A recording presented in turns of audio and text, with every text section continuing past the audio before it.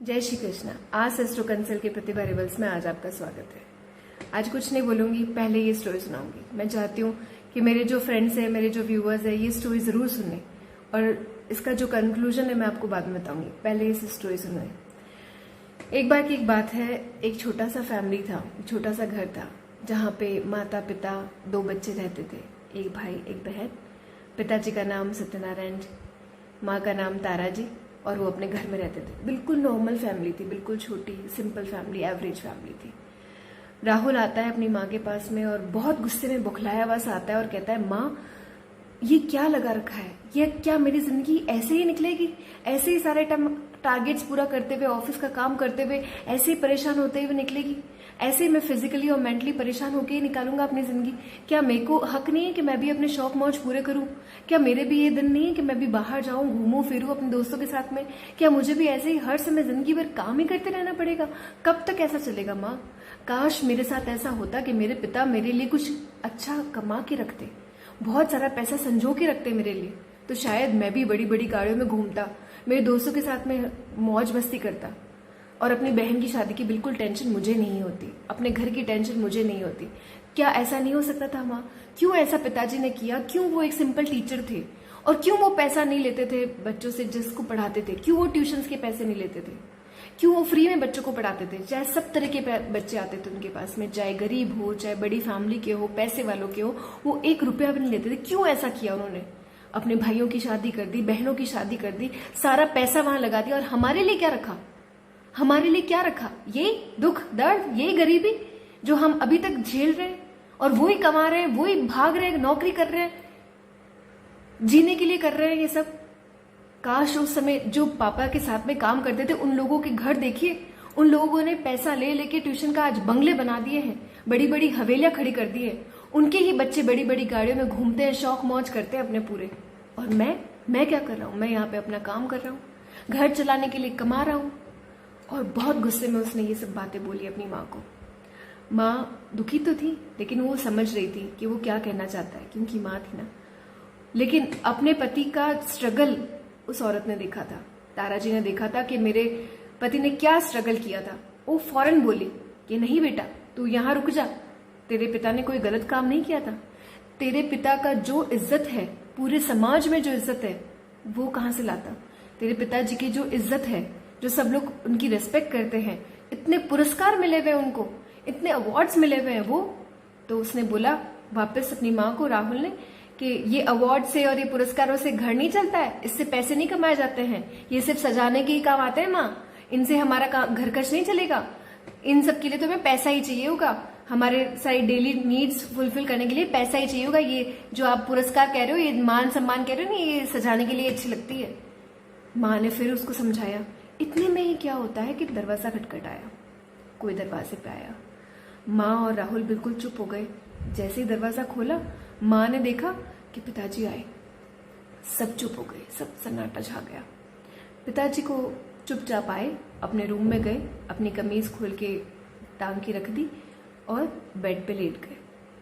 माँ फटाफट अंदर रूम में गई और बोला, आपके लिए चाय बना दूं? और माँ चाय लेकर अंदर गई। राहुल भी डरता हुआ सा बाहर खड़ा रहा और सुनता रहा कि कहीं पिताजी ने सारी बात सुन तो नहीं ली। बुरा तो उसको भी लग रहा था कि मैंने पिताजी के लिए इतना सब कुछ बोल दिया गुस्से में। माँ ने देखा कि पिताजी ने कुछ नहीं सुना है, वो चुपचाप अपना चाय वाय देके और वहां से चली गई। दूसरे दिन उठी और माताजी ने बोला, अरे सुनते हैं आप, आज राहुल के ऑफिस में बहुत बड़ी मीटिंग है, वहां बहुत बड़े बॉस आए हुए हैं, उसके चेयरमैन आए हुए हैं ऑफिस में, तो वो जल्दबाजी में अपना लंच बॉक्स यहीं भूल गया और लेकर ही नहीं गया। बेचारा बच्चा पूरे दिन भूखा रहेगा, क्या आप जाके प्लीज उसको दे आएंगे क्या और उसके ऑफिस में? तो पिताजी ने झट से बोला, हाँ हाँ क्यों नहीं, तुम ऐसा करो, उसका लंच बॉक्स पैक करो, मैं तैयार होके आता हूँ। माँ ने चैन की सांस ली। इसका मतलब कि उनको ये तसल्ली हो गई थी माँ को कि रात की जो बातें थी पिताजी ने बिल्कुल नहीं सुनी, उनको कुछ भी खबर नहीं है, और वो फटाफट टिफिन बना के उनको दे दिया। पिताजी ने अपना टिफिन साइकिल पे लगाया और भरी धूप के अंदर साइकिल पे चला के ऑफिस गए। ऑफिस पहुंचे, फैक्ट्री पहुंचे राहुल की, और गार्ड ने वहां पे उनको रोक लिया। बोला, आप कौन? बोला मैं राहुल का पिता हूँ। बोला क्या काम है? मैं ये टिफिन देने आया हूँ। बोला कोई बात नहीं, अभी आप यहाँ पे खड़े रहिए, अभी राहुल सर बहुत बड़ी मीटिंग में, आज बहुत बड़े बॉस आए हुए हैं, हमारे चेयरमैन सर आए हुए हैं, आज हम किसी को अंदर नहीं जाने देंगे, जब राहुल सर फ्री होंगे तब आपको हम बता देंगे, अभी आप यहीं खड़े रहिए। और पिताजी वहां बेचारे चुपचाप खड़े हो गए।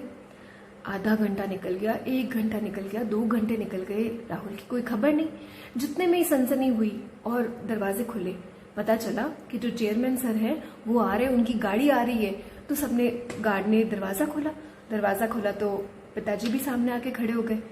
चेयरमैन सर बाहर निकले, सारा स्टाफ बाहर निकला उनको देखने के लिए। और जैसे चेयरमैन सर दरवाजा खोले कार का, उनकी नजर कहाँ गई? सीधा पिताजी पे, राहुल के पिताजी पे। उन्होंने दरवाजा वापस बंद किया और गार्ड को बोला वो कौन है, वो तुम्हारे पास वहां खड़े हैं, वो कौन है? बोला वो राहुल सर के पिताजी है। चेयरमैन सर ने गुस्से से राहुल की तरफ देखा और उनको बुलाया कि उनके पास गए, पिताजी के पास गए और जाके बोला सर पहचाना मुझे, मैं कौन हूं? उनके पिताजी ने बोला नहीं, मैं तो नहीं पहचाना बेटा, तुम कौन हो? बोला आप वही है ना जो हमारे स्कूल में हमें पढ़ाते थे, हमें मैथ्स पढ़ाते थे? बोला हाँ बेटा मैं तो वही हूँ, मैं वहीं पढ़ाता था। बोला आपको याद है एक बहुत शैतान बच्चा था, नटवर एक था, एक बहुत शैतान बच्चा? बोला हाँ याद तो आ रहा है थोड़ा थोड़ा, पर बहुत सालों पुरानी बात तुम बता रहे हो। बोला तुम्हें आपको याद नहीं है सर, आपको याद नहीं? बहुत नॉटी बच्चा था, नटवर, बिल्कुल नहीं पढ़ता था, उसकी मम्मी आपको बहुत रिक्वेस्ट करती थी। बोला हाँ कुछ याद आ रहा है बेटा। अच्छा तो तुम वही हो क्या जो पढ़ते नहीं थे, फिर मैं तुम्हें पढ़ाने आता था? बोला हाँ वही हूं मैं, आप अंदर आइए, आप यहाँ क्यों खड़े हैं, आप अंदर चलिए। तो उन्होंने बोला कि नहीं बेटा, मैं तो राहुल का पिता हूँ और मैं राहुल को ये लंच बॉक्स देने आया था और बस मुझे कुछ नहीं चाहिए, मैं तो लंच बॉक्स लेके निकल जाऊंगा। बोला ऐसे कैसे निकल जाएंगे सर आपको अंदर आना ही पड़ेगा, आप मेरे चैम्बर में चलिए, आप मेरे ऑफिस में चलिए। तो मेरा सौभाग्य है कि आज वापस मुझे आपके दर्शन हो गए, मैं तो आपको ढूंढ रहा था। और वो हाथ पकड़ के चेयरमैन सर राहुल के पिता को अंदर लेकर आए, अपने चैम्बर में बुला के और अपनी सीट पे उनको बहुत हिचकिचाहट के साथ में सर वहां बैठे। और जैसे ही सर को वहां बिठाया, चेयरमैन सर ने बोला अपने कंपनी के जनरल मैनेजर को कि मिस्टर गुप्ता, आपको पता है जब मैं छोटा था ना तो मैं बहुत शैतान था, पढ़ाई में बिल्कुल डब्बू था, बिल्कुल नहीं पढ़ता था, मूवी देखना, स्कूल बंक करना, क्लासेस बंक करना, मस्ती करना, ये सारे काम कर रखे थे मैंने, ये सारी चीजें कर रखी थी मैंने। और मैं कभी किसी की नहीं सुनता था। मेरी माँ मुझसे परेशान थी कि ये बच्चा पास कैसे होगा, ये बच्चा 12वीं पास कैसे करेगा, मेरी माँ इतनी परेशान थी मुझसे। तब वो गई, मेरी माँ सर के पास में पहुंची और बोला कि सर प्लीज मेरे बच्चे को थोड़ा सा आप गाइड कर दीजिए, थोड़ा सा इसको ट्रैक पे ले आइए कि थोड़ा पढ़ ले और पास हो जाए। तो सर ने बोला देखिए मैम, मैं स्कूल में तो इसको पढ़ा दूंगा, लेकिन ट्यूशन का मैं कुछ नहीं कह सकता हूँ, क्योंकि ट्यूशन जो है मेरे घर में इतनी जगह नहीं है कि मैं आपके बच्चे को पढ़ा सकूं, और आपका बच्चा तो इतने बड़े घर में रहा हुआ है तो मेरे छोटे से घर में आके नहीं पढ़ पाएगा, तो मैं वो नहीं कर सकता। तो मेरी माताजी ने बोला कि नहीं सर, आप प्लीज, मैं आपसे रिक्वेस्ट करती हूँ कि मेरे बच्चे को चाहे आप अपने घर में नहीं पढ़ा सकते तो मेरे घर आ जाइए और मेरे घर आके इसको पढ़ा दीजिए। तो मेरी माताजी के बहुत आग्रह के बाद में सर आते थे मेरे घर पे मुझे पढ़ाने के लिए। और आप बिलीव नहीं करेंगे मिस्टर गुप्ता, सर कभी 1 रुपया भी नहीं लिया, सर ने कभी पैसे नहीं लेते थे, कभी कोई एक्स्ट्रा चार्ज भी नहीं लिया कभी उन्होंने, और मुझे पढ़ाने आते थे। लेकिन मैं सुधरने को तैयार था क्या? मैं तो कितना शैतान था, मैं तो सर के भी काबू नहीं आया। जैसे ही सर आए, पहले दिन तो सर ने देखा कि भैया ये काबू में नहीं आने वाला है। दूसरे दिन सर ने जो मेरी हजामत की, उसके नेक्स्ट डे से जो भी सर की क्लास होती वो मैं सारी अटेंड करता और घर पे चुपचाप बैठ के सर की सारी बात सुनता। और सर ने जो जो सिखाया मेरे दिमाग में ऑटोमेटिकली आने लग गया, ऑटोमेटिकली मेरे को वो समझ में आने लग गया। ऑटोमेटिकली मैं उसको और खुश होके सुनने लगा सर की बात को। और सर मेरे लिए इतने इम्पोर्टेंट हो गए थे कि सर जो भी टास्क देके जाते हैं पूरा काम करता, सारा कंप्लीट करता। और आप बिलीव नहीं करेंगे मिस्टर गुप्ता, जो फेल होने वाला बच्चा था, जो कुछ नहीं करता था, इतना शैतान था, क्लास बंक करता था, वो 10th में मेरिट में लाके दिखाया अपनी माँ को। और मेरी मम्मी बहुत खुश थी मुझसे, और इसका सारा क्रेडिट जाता था सर को, क्योंकि सर ही थे जिन्होंने मुझे गाइड किया, मुझे सुधारा और मुझे यहाँ तक पहुंचाया। फिर मैंने सारी अपनी ग्रेजुएशन की, पोस्ट ग्रेजुएशन की, आउट ऑफ इंडिया जाके सारा अपना कोर्स कंप्लीट किया, सारी पढ़ाई की। ये सब कुछ क्रेडिट जाता है सर को, क्योंकि आज अगर सर उस दिन मुझे 2 थप्पड़ लगा के पढ़ाने नहीं बिठाते, मेरी बेस अच्छा नहीं करते, तो मैं यहाँ तक नहीं पहुंच सकता था। मेरा सब कुछ जो भी सर ने, जो आज मैं हूँ, मैं ये मानता हूँ कि जो आज मैं हूँ वो सर की वजह से ही है। और ऐसा करके उनकी आंखों में आंसू आ गए चेयरमैन सर के। और सर का हाल तो पूछी, राहुल के पापा तो ओ हो रो रो के उनकी आंखों में से आंसू आ रहे थे। वो सोच रहे थे कि देखो मेरे बच्चे वापस मुझे रिकॉल, एटलीस्ट आपको पता है टीचर्स जो होती है ना, उनको बहुत अच्छा लगता है जब उनके बच्चे उनके लिए कुछ ऐसा करते हैं। ये सबसे बड़ी दौलत है एक टीचर के लिए, जब उनके बच्चे बड़ी ओहदे पे पहुंच के, बड़ी पोस्ट पे पहुंच के उनको याद करते हैं, उनको वापस वो बातें याद करते हैं जो उन्होंने पढ़ाते टाइम उनको कही। वो बहुत बड़ी एसेट होती है, एक एज ए टीचर बहुत बड़ी एसेट होती है। फिर उन्होंने बोला राहुल को देखा, राहुल को बोला कि क्या बात है राहुल, तुम कहाँ रहते हो? अभी भी वो छोटे से घर में ही रहते हो, आप कोई दूसरा घर चेंज कर लिया? तो राहुल ने बोला, थोड़ा सा गुस्से में बोला राहुल ने, हम वहीं रहते हैं सर, उस छोटे से घर में ही। इस बात से क्या हुआ, चेयरमैन सर को सारी बात समझ में आ गई थी कि राहुल का जो एक्सप्रेशन है, राहुल के जो अपने पेरेंट्स के, अपने पिताजी के प्रति जो अंदर से जो पसंद नहीं करने वाली जो बात है, वो समझ में आ गई थी कि राहुल की नाराजगी क्या है अपने पिता के लिए, वो समझ में आ गई। तो उन्होंने बोला कि राहुल ऐसा करते हैं कि तुम्हें कहीं और शिफ्ट करते हैं, तुम्हारा घर शिफ्ट करते हैं। और सर को बोला, सर इस पूरे शहर में मेरे पास में बहुत सारे फ्लैट्स हैं और आज एक 3 BHK का फ्लैट मैं आपके नाम करता हूँ। सर ने बोला कि अरे बेटा मुझे कुछ नहीं चाहिए, जब मैं उस टाइम पे तुम्हारी माँ से मैंने फीस नहीं ली, तुमसे फीस नहीं ली, तो मैं आज तुमसे ये कैसे ले सकता हूँ? ये मेरे उसूलों के बिल्कुल खिलाफ है, मैं नहीं ले सकता बेटा। तुम खुश रहो, तुम जैसे हो, मेरी दुआएं हमेशा मेरी तुम्हारे साथ रहेगी, चाहे तुम हो कुछ भी दो नहीं दो, मेरी दुआएं हमेशा तुम्हारे साथ रहेगी। और अभी भी मैं यही कहता हूँ कि तुम खूब फलो फूलो, खूब आगे बढ़ो। तो उन्होंने बोला, अरे सर ये मेरा है ही का, ये सब कुछ तो है ही दिया हुआ आपका। आज अगर आप मुझे नहीं पढ़ाते तो आज मैं जहां पर हूं वो मुझे बनाया आप ही ने है, ये आप ही का दिया हुआ है। ये तो मेरे से गलती हो गई है, ये मैंने बहुत बड़ा गलती की है, बहुत बड़ा क्राइम कर दिया है कि मैंने आपको ढूंढने में इतनी लेट कर दिया, मैंने आपको वापस गुरु दक्षिणा देने में इतना लेट कर दिया, मैं इतना लेट हो गया, मुझे बहुत पहले आ जाना चाहिए था। अपने काम धंधे में, अपनी सब चीजों में इतना बिजी हो गया था कि मैं आपको गुरु दक्षिणा देना भूल ही गया। और उन्होंने फटाफट फोन लगाया और उनके लिए एक फ्लैट बुक करके फटाफट उनको चाबी पकड़ाई। फिर उन्होंने पूछा राहुल से, राहुल की तरफ देखते हुए बोला, चेयरमैन सर ने बोला कि राहुल शादी वादी हो गई तुम्हारी?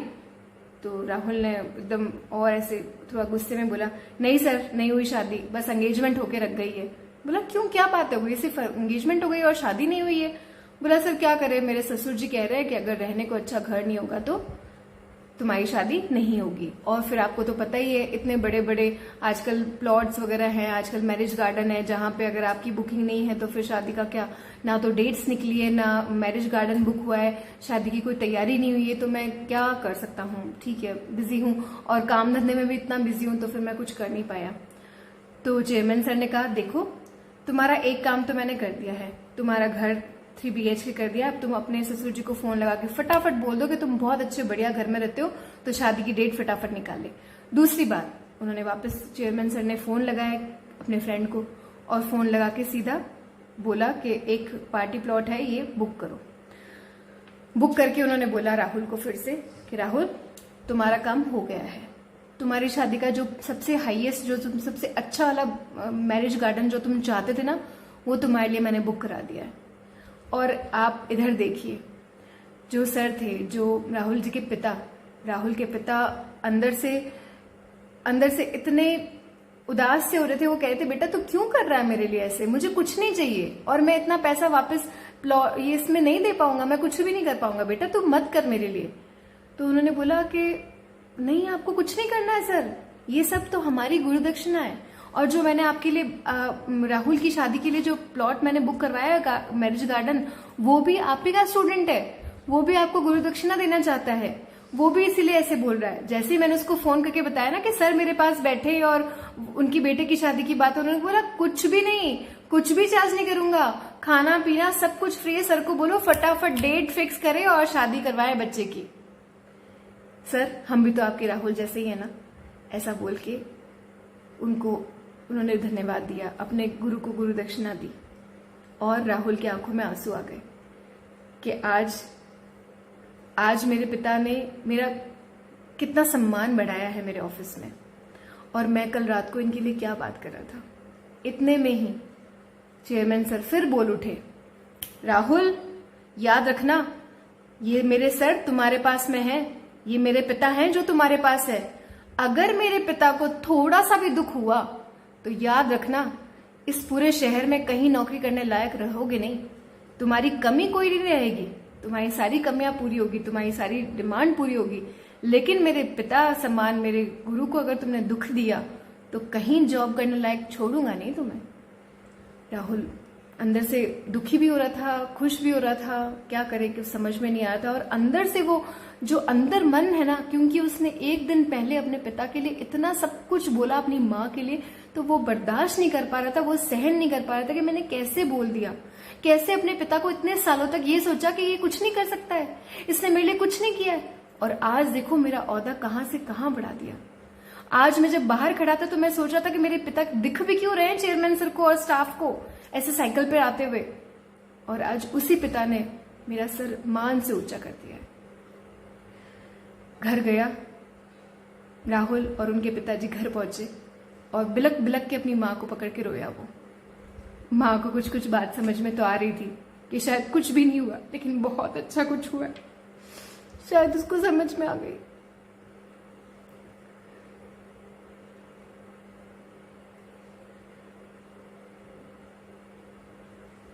शायद राहुल को समझ में आ गई कि उनके पिता ने पैसा तो कमाया नहीं, लेकिन बहुत कुछ कमा के रखा था।